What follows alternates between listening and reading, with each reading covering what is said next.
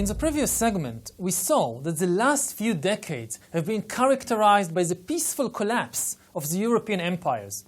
These empires have been replaced by dozens of new independent states. Now, this could have created numerous new opportunities for wars between all these new independent states. But the fact is that since 1945, states no longer invade other states in order to conquer and swallow them up. Such conquests of one king invading the territory of another and conquers it, such conquests have been the bread and butter of political history since time immemorial. This is how most great empires of history were established, and this is how most rulers and populations expected things to stay. Everybody took it for granted that if I live in this kingdom, at any particular moment, the king of the other kingdom might invade us, defeat our army, conquer our territory, enslave us, and annex us to his kingdom, to his empire. This was normal. But this just doesn't happen anymore in most parts of the world. Campaigns of conquest, like those of the Romans or Assyrians or Mongols or Ottomans, cannot take place today anywhere in the world. Since 1945, no independent country recognized by the United Nations has been conquered and wiped off the map by some other country. It never happened, not even once. More limited international wars still occur from time to time, and millions still die in wars today. But even such limited wars are no longer the norm. They happen in several places in some periods, but they are no longer the norm that characterizes all the world, all the regions of the world. And this is true not only of Western Europe. Usually when we think about an area which is peaceful, we say, okay, Europe with all the democracies and all the rich countries, it is peaceful. But the fact is that this peacefulness characterizes many other parts of the world as well. For example, South America. Often when people think about politics in South America, they don't think about it as being very peaceful. They have images of all kinds of juntas, of military generals who make coups and revolutions and violently take control of the country. But this may be true about internal politics. But the surprising fact is that South America, during the 20th century, during more than the last 100 years, have been an amazingly peaceful place as far as international wars are considered. The last serious war between South American countries was the Peru-Ecuador War of 1941. Before that, there was the Bolivia-Paraguay War of 1932 to 1933. And before that, the previous serious war between South American countries took place only back in 1884 between Chile on one side and Bolivia and Peru on the other side.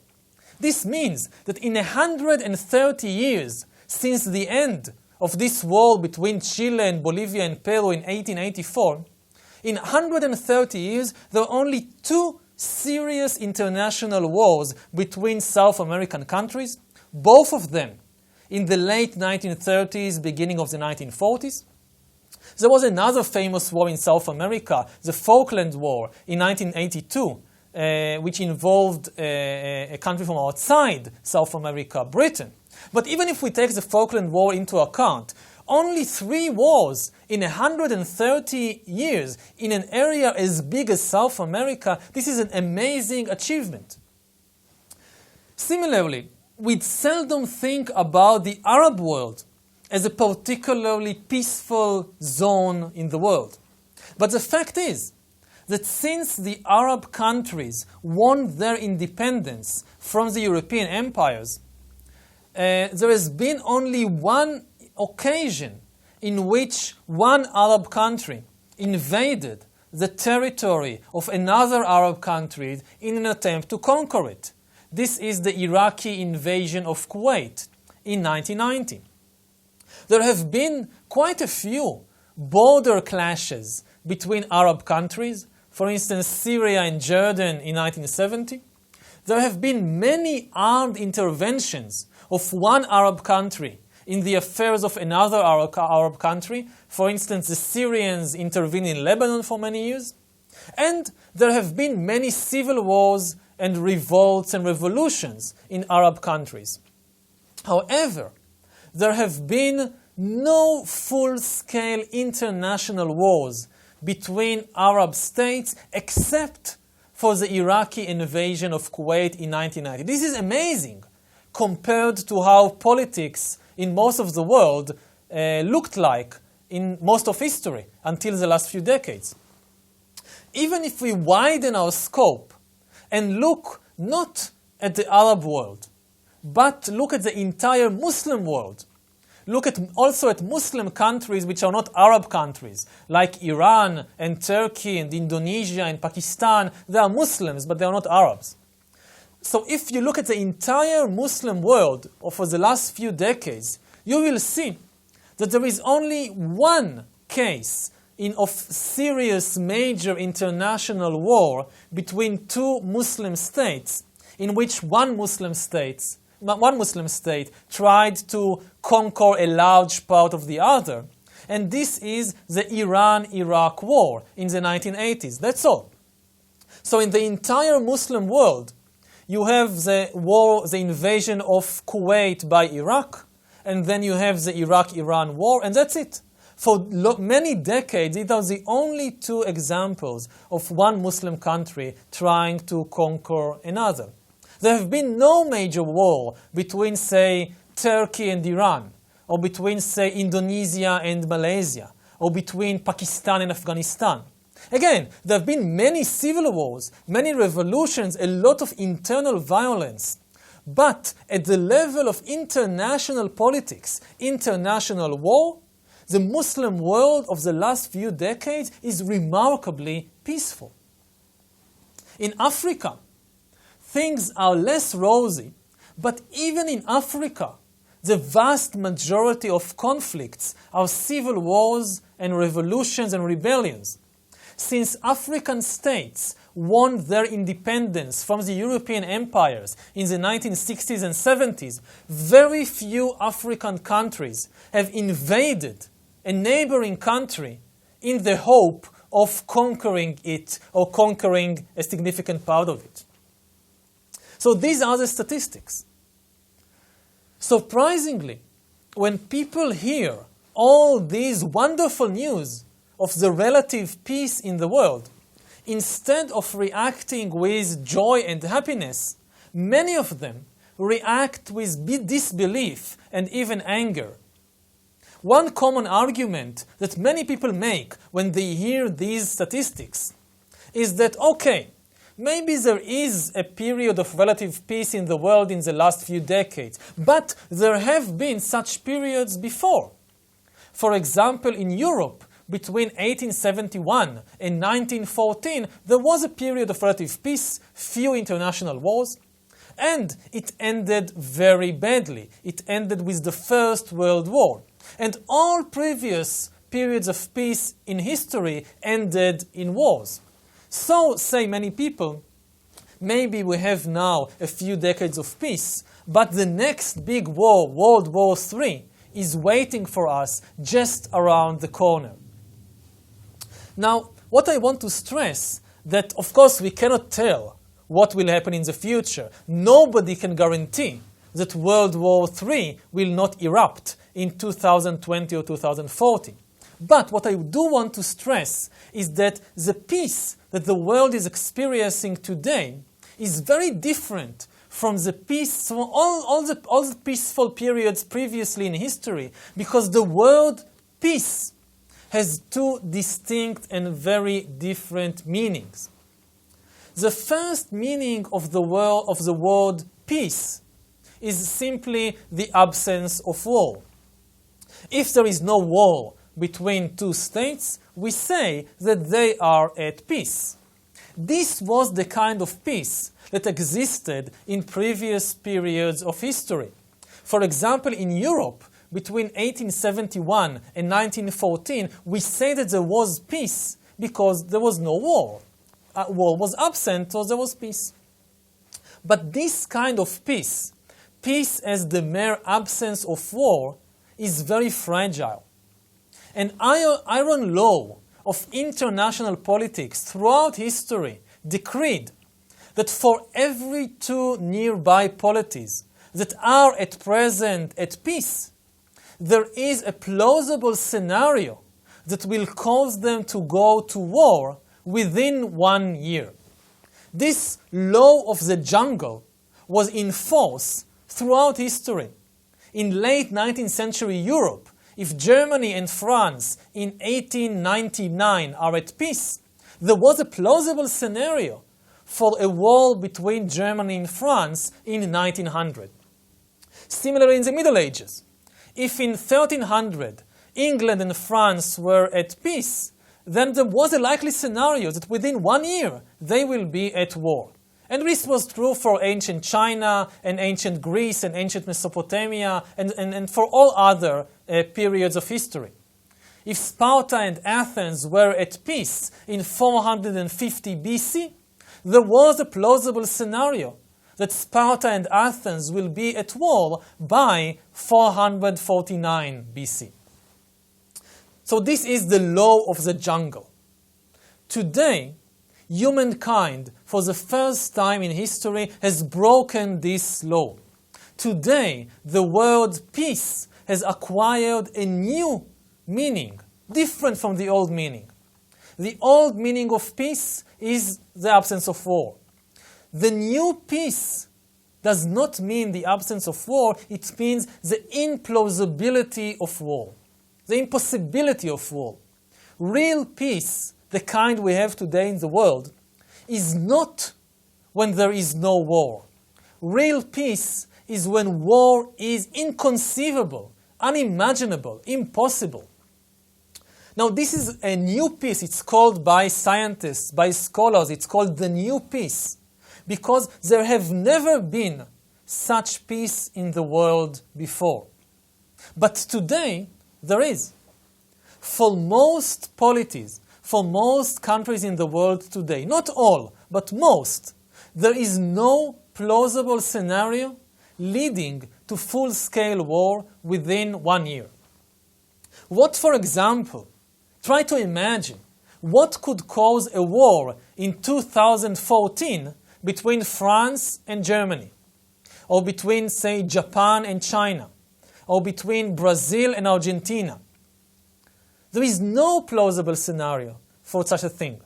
There could be a minor border clash. Say the Brazilian border police fired a few shots at the Argentinian border police because of a misunderstanding, and there is an international incident.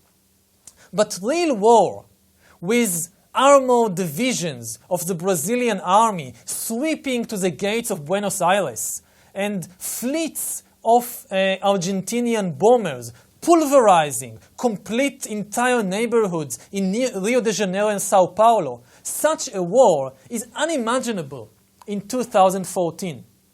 When, say, the Brazilian government is meeting to discuss, to plan the budget for the next year, for 2014, so in the middle of the discussion, the Brazilian defense minister does not get up and say, wait, we have to put aside a few $billion in case in the next year we will want to conquer Argentina or to conquer Uruguay, so we need to have this reserve. If the defense minister would say such a thing, they will think he's gone mad. I mean, the idea that next year Brazil will try to simply conquer Argentina, it's ridiculous. Nobody thinks about it. This is the meaning of the new peace. That war, it's not that war doesn't happen. It's simply implausible. People and governments and businesses run their lives without even imagining, without expecting that such a thing can happen. Now, this is true not for the whole world. there are some pairs of countries like Israel and Syria, or Ethiopia and Eritrea, that you can imagine a war erupting between Syria and Israel next year. And the Israeli defense minister does get up in the budget discussions and says, wait a minute, what if there is war with Syria next year? So in these cases it happens, in some cases today in the world, but in most cases it doesn't. The Spanish government does not have a backup plan what will happen if in 2014 Spain would like to invade and conquer Portugal. Again, it's ridiculous. Now, some people may say that this is very naive, what I presented to you. That it's naive to think that the world is in this new era of peace. And indeed, it's the future. So we can't say for sure what will or will not happen in 5 years or 10 years or 20 years. But this very naivety is fascinating.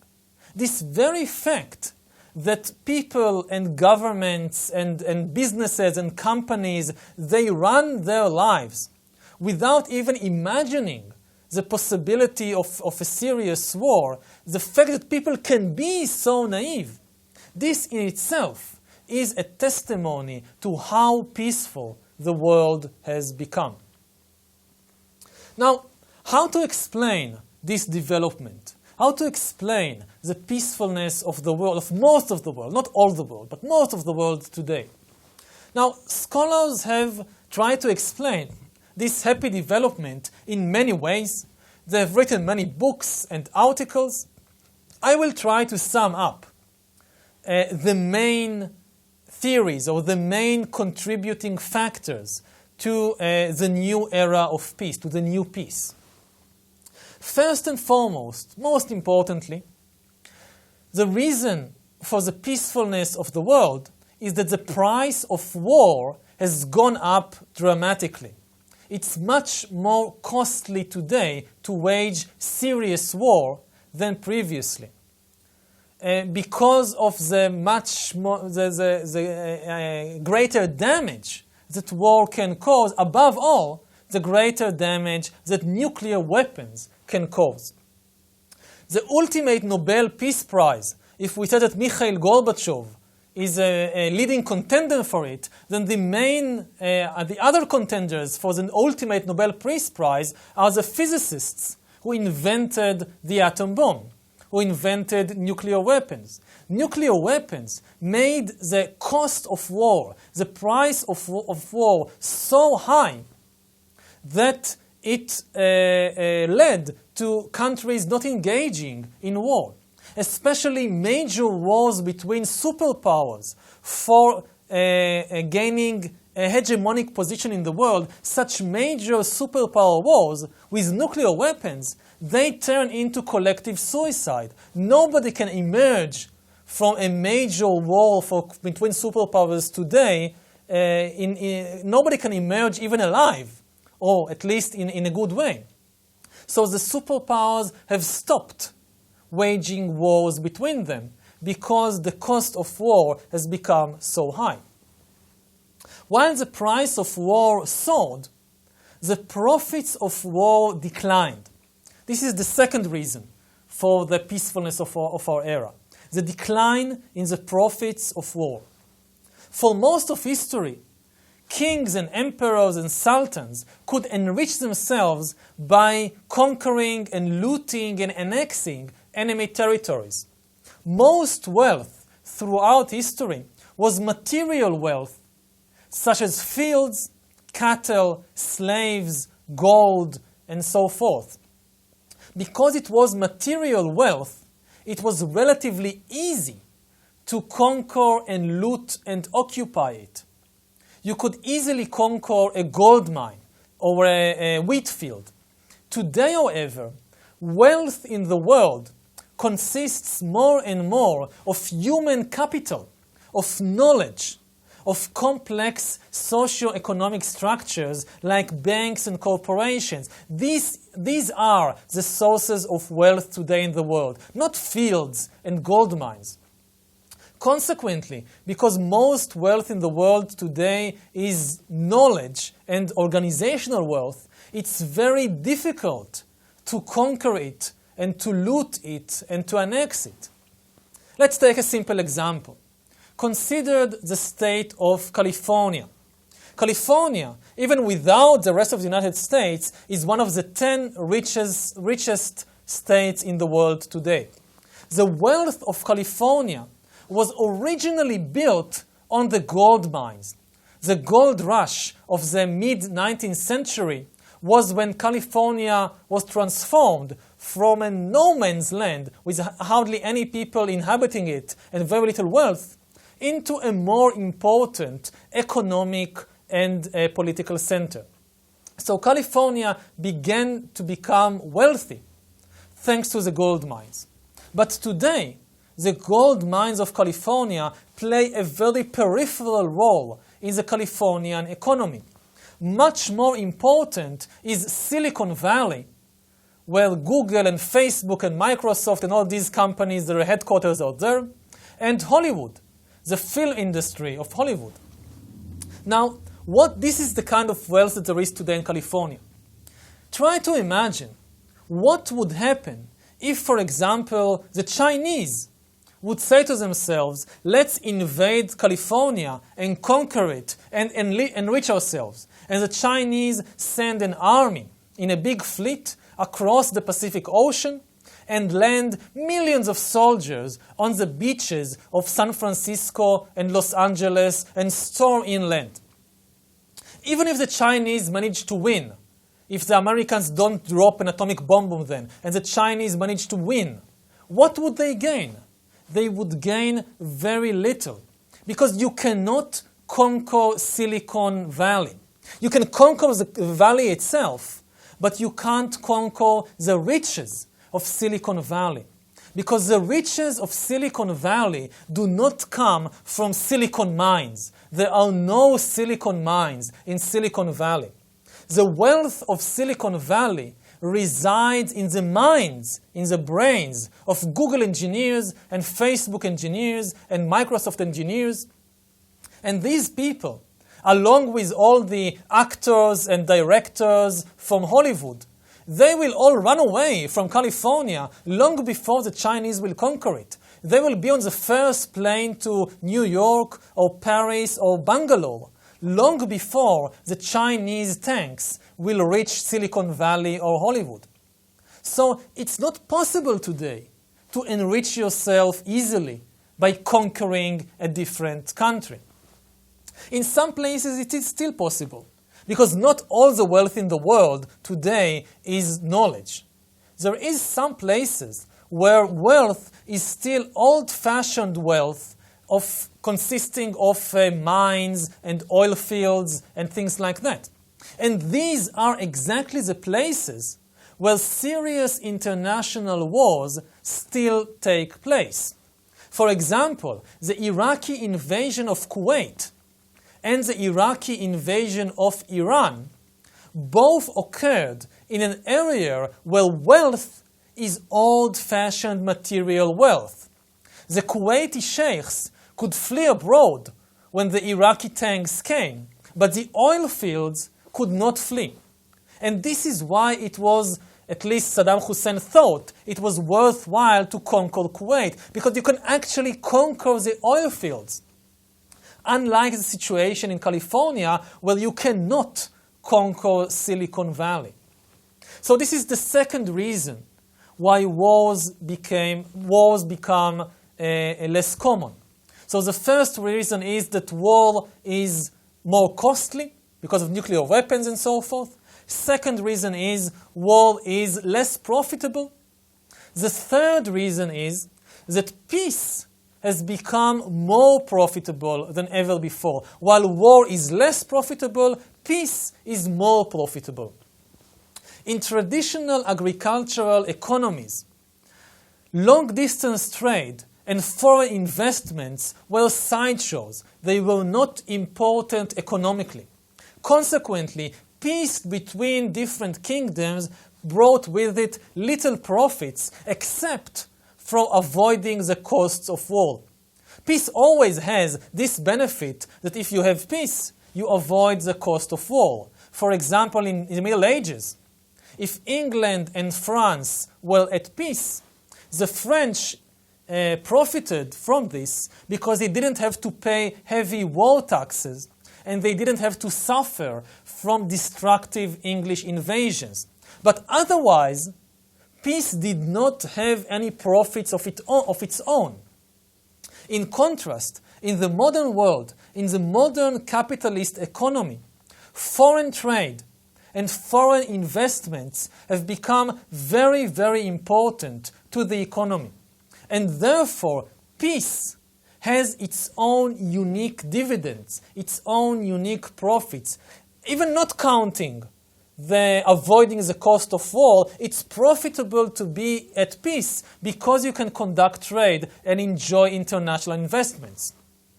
For example, today, as long as China and the United States are at peace, the Chinese can prosper by trading with the United States, selling Chinese products to the Americans, making investments in Wall Street, and receiving American investments in China.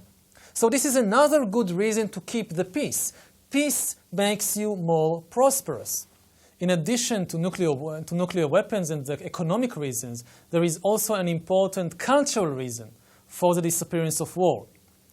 Many elites in history previously, such as Han chieftains and Viking noblemen and Aztec priests, viewed war simply as something good, as something positive. So there was no wonder there were a lot of wars around.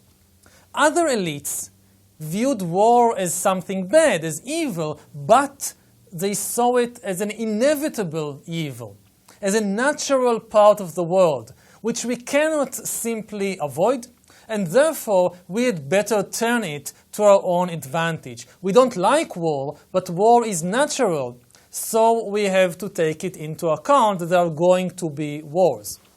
Today, this period of history, the late modern era, is the first time in history that the world is dominated by a really peaceful elite. Politicians, business people, intellectuals, and artists who genuinely see war as both evil and avoidable. Most politicians and artists today in the world, they don't say war is evil, but there is nothing we can do about it. They seriously believe that if we just conduct our affairs more wisely, we can find ways to completely avoid wars. And this indeed works. There are less and less wars today in the world. The last explanation for the decline of war is that states are simply losing their independence and therefore they cannot wage wars. Most countries today in the world no longer engage in full-scale warfare for the simple reason that they are no longer independent. Even though citizens in countries like Israel or Italy or Thailand or Mexico harbor illusions of independence, they think that they are living in an independent country.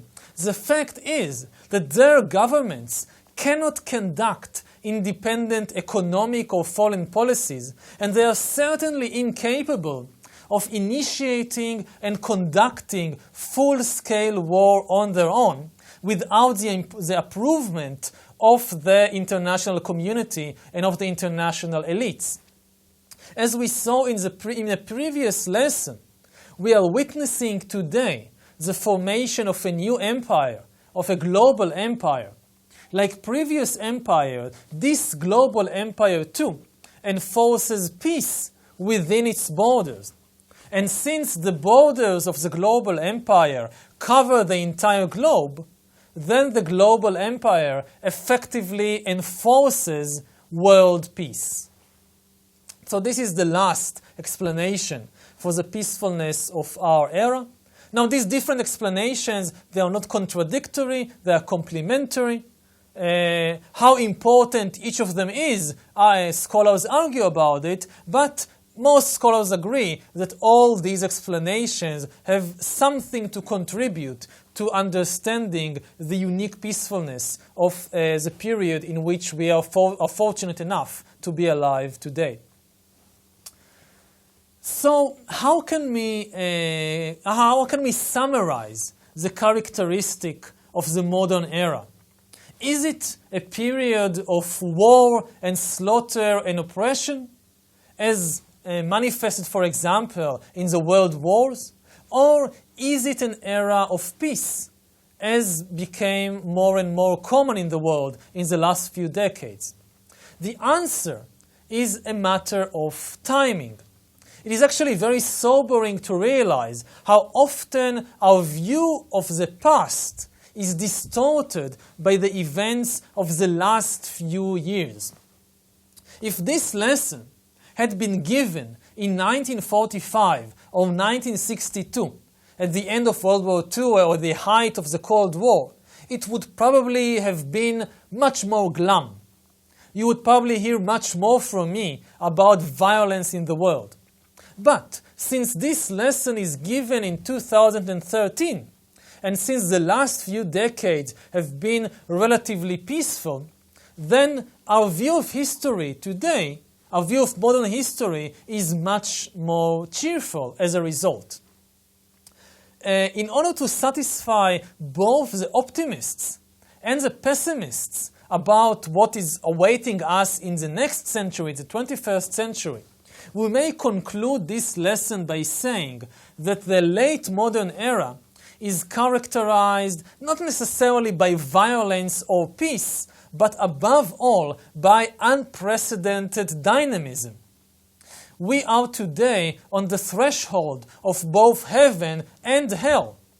History has still not made up its mind about our destination, and the string of coincidences might still send us rolling in either direction, to heaven or to hell. Another thing which is left unclear when we look at modern history is whether, despite all the amazing revolutions and inventions of the last few centuries, it is still unclear whether the condition of people improved or not. Whether people today, in 2013, are happier than people were in the 19th century or in the Middle Ages or in ancient Egypt. This will be the subject of the next lesson. In the next lesson, we will try to answer this question about the happiness and suffering of humankind. We will examine whether we today, with all the new revolutions and inventions and so forth, whether we are indeed happier than our ancestors in the Middle Ages or ancient Egypt or the hunter-gatherers that lived here tens of thousands of years ago.